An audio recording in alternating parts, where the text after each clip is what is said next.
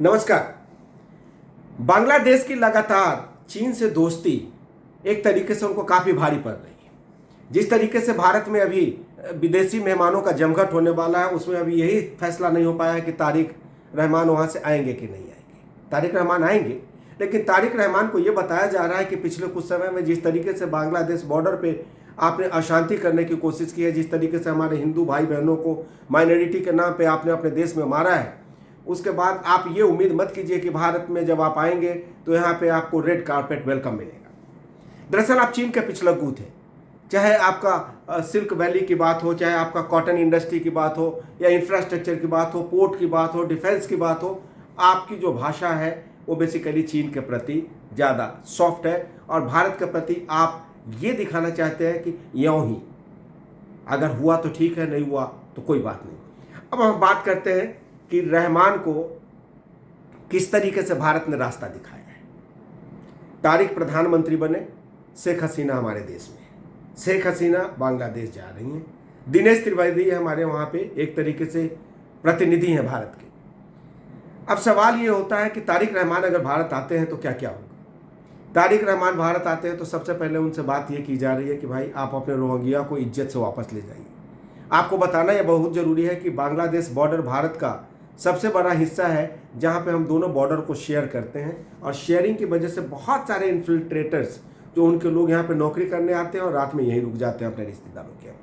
तो हम बात कोलकाता की करें, हम आसाम की करें, और जितने हमारे बॉर्डर क्षेत्र हैं वहाँ पर आपके आवागमन से परेशानी है। सिक्योरिटी का लगातार खतरा बना हुआ है क्योंकि आप हमारे भरोसे के पार्टनर नहीं रहे, क्योंकि आपकी भाषा जो है हमेशा चीन की भाषा होती है।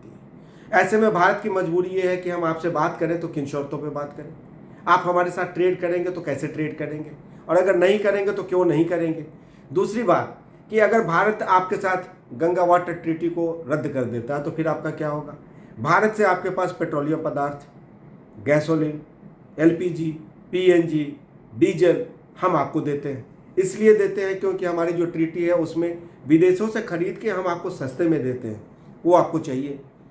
उसके बाद जब आप इंफ्रास्ट्रक्चर की बात होगी तो इंफ्रास्ट्रक्चर में आप हमारे इंफ्रास्ट्रक्चर को इंक्लूड करेंगे, लेकिन आप अपने इंफ्रास्ट्रक्चर पे हम अगर चाहें कि कोई इन्वेस्ट करना चाहते हैं तो वो इन्वेस्ट हम नहीं कर सकते, क्योंकि चाइना आपके लिए सबसे बड़ा प्राइम टारगेट है।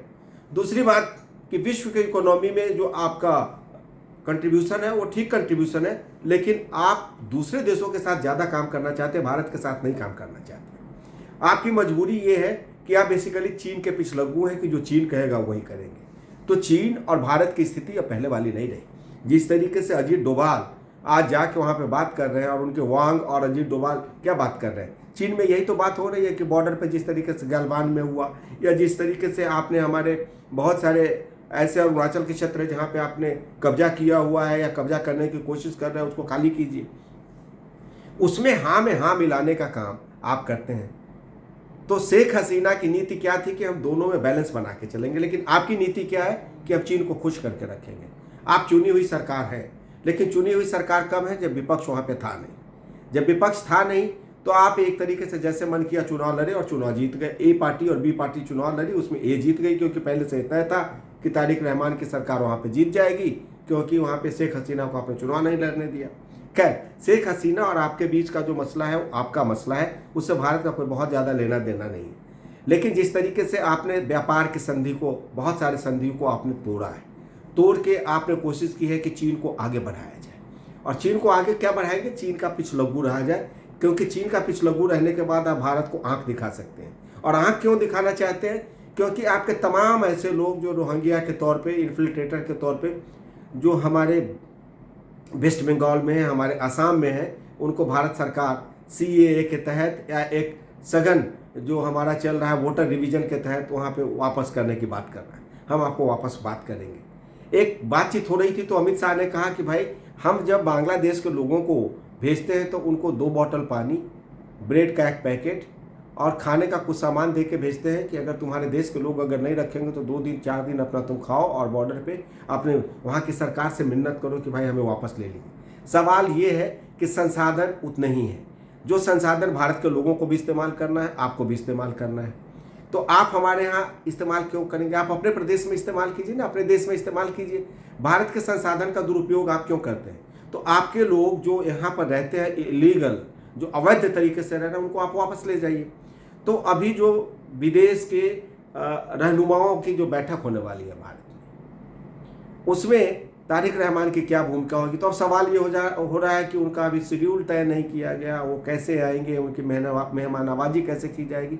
तो उसके लिए हमारे पास प्रोटोकॉल डिवीज़न है, EAM का डिपार्टमेंट है, जो देखता है कि आपकी ताकत कितनी है और आपको कितनी एक तरीके से वहाँ पर इज्जत दी जानी चाहिए।